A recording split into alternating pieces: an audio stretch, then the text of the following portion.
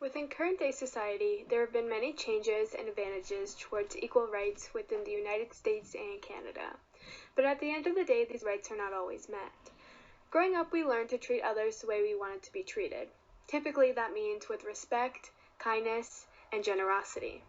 But why are these rights not being followed for those who consider themselves to be transgender? Transgender individuals often have to fight for basic human rights that many of us take for granted today, such as access to healthcare, privacy, athletics, and sometimes even safety. Throughout this presentation, both myself, Emily, and my partner, Ardina, will be covering the importance of transgender rights among schools, sports, and bathrooms, specifically among our youth. We believe that this topic is important because as a society and a community, we should want to work together to understand the sensitive needs of others around us, as well as understanding the implications of these regulations that may not be met or understood for the LGBTQ communities. During this presentation, you will have the chance to understand the difficulties that transgender youth may face on a daily basis and have your own personal chance to reflect and choose a side that you believe in. The three main points throughout this presentation that will be talked about is transgender rights in schools, sports, and washrooms. We will be providing information from peer-reviewed articles while also providing examples of what transgender youth may deal with on a daily basis. According to the peer-reviewed article written by Jack Day called Transgender Youth Schools Experience and Perceptions of School Climate, he conducted a study looking at how transgender youth felt about being in a school setting with their own comfort level. The article touched upon the relationship between transgender youth and cisgender youth within a school setting and their overall school experience. According to a study by LGBTmap.com, 85% of transgender students were harassed or assaulted at school because of their gender. 80% avoided bathrooms because they felt unsafe or uncomfortable.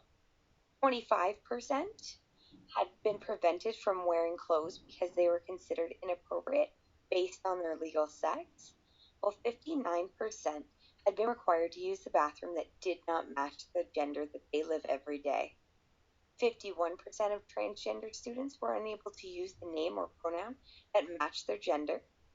83% of students felt unsafe at school because of their gender, and 64% of transgender students avoided the gym class because they felt unsafe or uncomfortable. Within this current day and age, we want to accept everyone for who they are and accept them with open arms. While society is slowly changing, we tend to forget about the ones who need us most, in the most important settings like school, sports, and the general public. Those who identify as transgender are mistreated within society, and this needs to change immediately. Throughout this course, we learned a lot about gender stereotypes, and how we are assigned to roles in life that best fit society norms. But we've never really stopped to think about transgender individuals and the stereotypes, rights, and roles that may affect them and turn them into somebody that they don't want to be. We let society norms control the way we feel and act towards others, but we never take into consideration how others may feel at the end of the day. Nearly 87% of transgender students have reported being verbally harassed at school, while 53%, that's over half, have been physically assaulted because of their gender. Multiple researches have proven that when students feel safe, they academically and socially succeed. So why are we allowing laws to be passed in specific states or countries that allow prejudiced individuals to hide behind religion, economic issues, and to persecute transgender individuals while distinguishing their basic rights? We often notice that transgender individuals are stereotyped, discouraged, and even discriminated against due to other individuals just not understanding. This is typically noticed by cisgendered individuals thinking that those who identify as transgender are just trying to be weird or different, when this is truly just not the case. Regulations are just not properly defined for transgender individuals, like in schools, public bathrooms, generalized change rooms, as well as sports teams. We believe that this is an important topic to address to the public eye and raise awareness. Transgender youth should not have to pick between a gender when they already know who they want to be. They should be accepted no matter what, no matter where they are. Things need to become easier for all that identify as transgender because they are still human and deserve their human rights. Human rights should not be taken away from anyone because of who they are. We as a society should start making our transgender youth feel appreciated and protected, especially when they need us most. So then we ask ourselves, and you, how can we better solve this to ensure equality for everybody? So we keep the current approach where transgender individuals are forced to use the bathroom that is that of their original birth sex, forcing persons to no longer identify as their identity gender?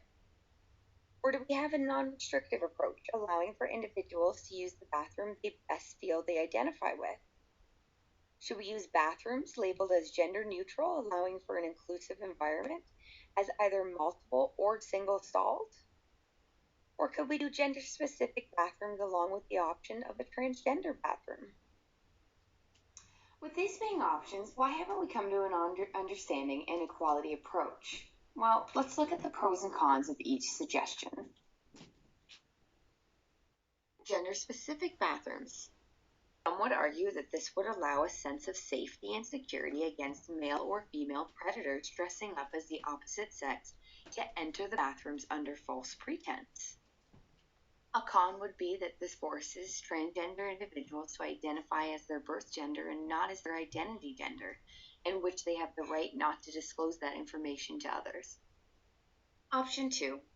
A non-restrictive approach allowing for individuals to use the bathroom they best feel they identify with while still using the standard male and female bathrooms. A pro is, this only allows for transgender individuals to choose the bathroom they best identify with. A con, this forces transgender individuals to choose the best bathroom that they identify with, while often allowing for a sense of judgment from others and forcing them to conform to the strict male or female acceptance. Option number 3. Bathrooms labeled as gender neutral, allowing for an inclusive environment as either multiple or single stalled. A pro is, this allows for everyone to use the same bathroom inclusively and equally in a non-specific approach. This allows for transgender individuals to not have to choose or identify as any specific gender. Con. Some through prejudice may not like this approach and retaliate with hateful or harsh punishment, as they do not like the idea of sharing a bathroom with other genders as a sense of privacy and social norms they are against. Possibly using single-stall stations may alleviate some of these concerns, but single-stalled bathrooms have been proven to show an increase in assaults. How about a transgender-specific bathroom along with the standard female and male? This allows for a safe space where transgender individuals do not feel they need to choose a specific gender. While the con? This option reminds me of segregation of blacks and whites in the bathrooms back then. Have we not come further than segregating people? Within the peer-reviewed article written by Ronald Kennedy called A Qualitative Inquiry into Experiences of Transgender Youth on High School Sports Teams, he looked into this debate more and touched upon how transgender youth experiences within sports are being negatively affected. This article goes on to explain the history of transgender youth within school athletes and how these youth are being affected by bullying and harassment by other peers. This article also noted that transgender youth are being personally discriminated. Why as a society are we letting this happen to people that are not negatively affecting those around them, but are just choosing to express themselves and their love for their passion?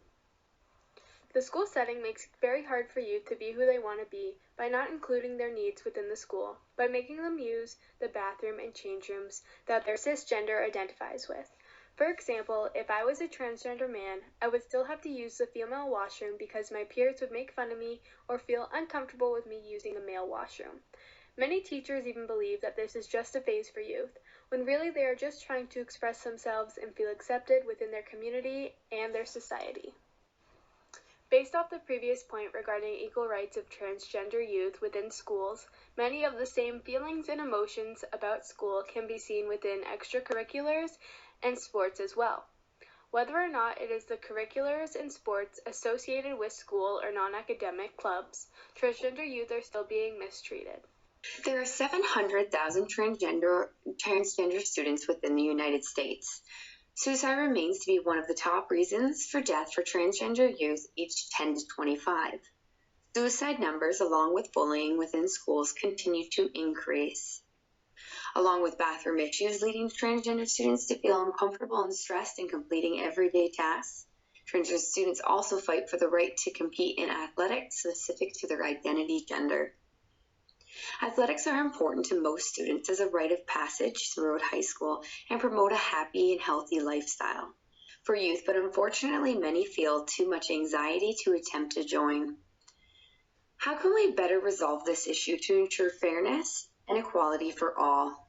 Research has shown that past attempts to find a solution have been proven very difficult. Considering youth are not fully developed at such a young age, why should we care about what sports teams are being affected if things could change from years from now? Well, the answer is simple. We should start teaching our youth that it's okay to be who you want to be, love who you want to love, and choose whatever sports team that you want to play on. We shouldn't make our youth feel as if their feelings are not valid or cared about. Youth are a lot smarter than society plays them out to be, and they know who they want to be and will express themselves to those that they can trust. We believe that perhaps we should look past the historical measures taken where we look at men and women's teams, and instead we sort teams by skill level. Private stalls should be accessible, as for most youth, body image and self-esteem is an uncomfortable topic anyway, and possibly everyone would benefit from this.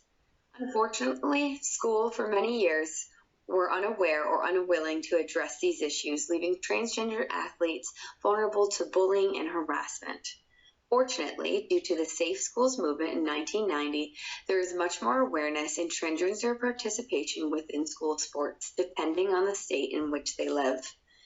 Groups such as the LGBTQ community and other advocacy groups are becoming more popular and taking a proactive approach to increasing strength in numbers as well as awareness. While I personally may never know why others treat people so unequally, I can speak on behalf of them today and address these concerns to raise awareness and change the way society views transgender youth. Schools and after-school clubs should start to realize that transgender youth need their help the most. They should be able to state that school is a safe place for them to explore things that they enjoy. We believe that school and clubs should meet the needs of transgender youth and be able to provide them with resources that these youth may need, even if it's just someone to talk to. Together we can fight for the rights of our youth, making them feel comfortable when attending school. We do not want our youth feeling hopeless, depressed, or suicidal because they are choosing to be themselves. At school, transgender youth are found to have high mental health disorders as well as substance abuse and self-harm experiences. They are also found to have negative relationships within the school, leading these students to not even want to attend due to the harassment and bullying they receive. This leads our transgender youth to having lower academic achievement as well as not being able to succeed in their own personal growth as well as their goals. We as a society should make everyone feel welcomed and appreciated within their community. As a society, we should start to make this change by helping our transgender youth feel comfortable within their school community by providing them the resources that they may need. Some of these resources may include an all-inclusive bathroom, starting to have sports teams with all genders and not gender-specific, clubs within the school, forgetting about the stereotypes when inviting others to join. So simply, it would just mean that there are no labels attached. For example, we wouldn't be calling clubs an all-girl club, etc. We could start to open up more clubs like the GSA, which means Gay Straight Alliance, or just making time to educate our students on equal rights. We should support them in every way that we can and change the social norms of sports teams and extracurriculars that may be genderalized. Overall, we should stop generalizing everyone when it comes to sports teams or after-school activities, but rather assess those based off of their skill level. This way, everyone can have a fair chance and nobody will be judged based off their gender or appearance. Overall, we do not have the answers to all of these questions. We hope we have inspired you to think of some yourself, or at least be aware of the struggles that our transgender youth face every day. We hope that you are a little more educated towards a solution instead of the problem. Thank you.